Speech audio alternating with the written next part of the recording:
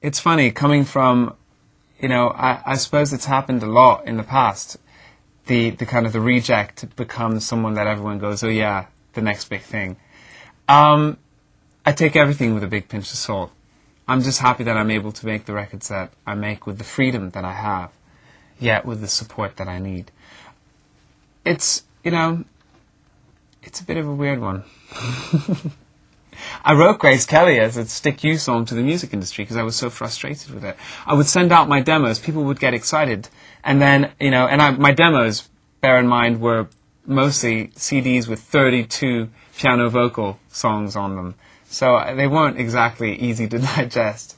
And I would send out these demos and people would get excited, they'd call me in, and then they'd spend an hour telling me how I had to change or basically be like everybody else if anyone was ever going to take me seriously.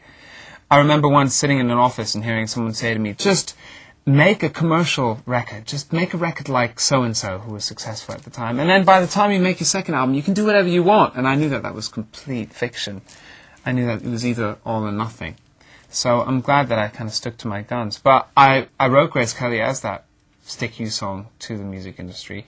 And for, 2 years later, for what's happening now to be happening is really ironic. And the fact that it got to #1 in the UK on downloads alone, and downloads being the part of the music industry that's considered anarchic and considered the kind of the internet is the troublemaker at the moment for the music industry, which is false because it's the one thing that's driving it forward.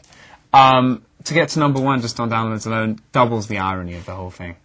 You've got to find it funny. If you don't find it funny, what's the point of doing this job?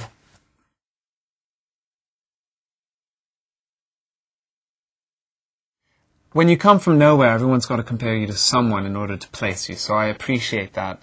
Although I get a little bit frustrated by some of the comparisons, especially when I'm being compared to people that I've never heard a record of.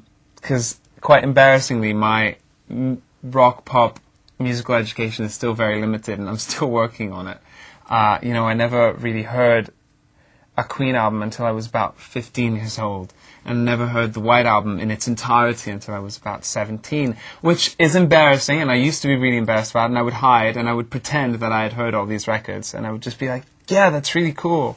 I know exactly what you're talking about. But now I admit it, because I think, I was lucky in a way to hear those records so late, because I had the capacity to take them all in. So on first hearing, I was completely bowled over by them. I think that, especially with some of the other Beatles repertoire, you're kind of force-fed it every single day. And when you're force-fed music, whether it's by the media or whether it's just through your parents at home, you take it for granted and you almost become numb to it.